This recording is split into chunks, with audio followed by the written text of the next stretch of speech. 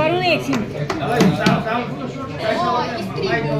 म नारी पनि हुँ, म स्त्री हूँ, म नारी पनि हूँ, एक शक्तिशाली देवी हूँ।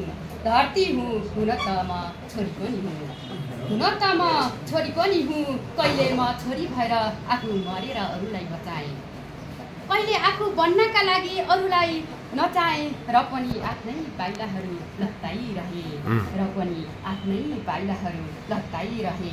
त्यसैले त म छोरी भएर नै भुल गरेँ, त्यसैले त म छोरी भएर नै भुल गरेँ। जन्मेदेखि नै यो चलिरहेको वर्तमानसम्म हेपिए चेपिए र सकिए। भन्न त भने धेरैले लेखे चारैतिर त्यो शिलापत्रमा, भन्न त भने धेरैले लेखे चारैतिर त्यो शिलापत्रमा।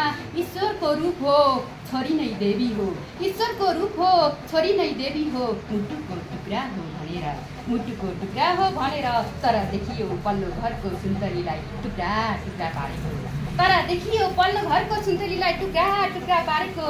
के गर्नु हेर्दा हेर्दै र देख्दा देख्दै म छोरी भएर नै भुल गरेँ।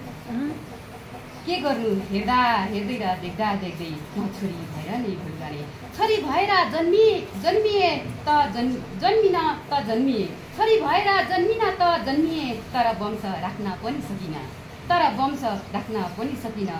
प्रतिभा थियो नि म छोरीको जस्तै प्रस्फुटन गर्न शब्दमा, त्यसलाई कहिल्यै दिएन नियतिले।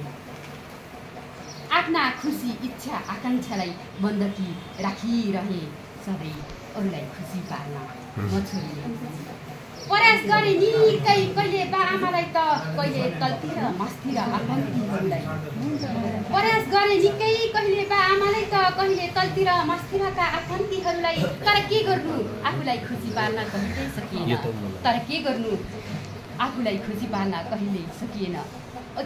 के गर्नु अरूलाई खुसी पार्न कहिल्यै सकिएन। जिन्दगी नै ओझेलमा पारियो, जिन्दगी नै ओझेलमा पारियो। त्यसैले त म छोरी भएर भुल गरेँ। पोलेको घाउले दिनरात नभनी पोलिरह्यो, पोलेको घाउले दिनरात नभनी पोलिरह्यो। त्यसमा म कति चिच्चाएँ, रोएँ, कराएँ, अति नै छटपटिएँ, अति नै छटपटिएँ। अहो विडम्बना त के थियो भने, अहो विडम्बना त के थियो भने, त्यो पल्लो घरको छोरी पनि म छोरीलाई त्यसले धेरै काम गर्यो।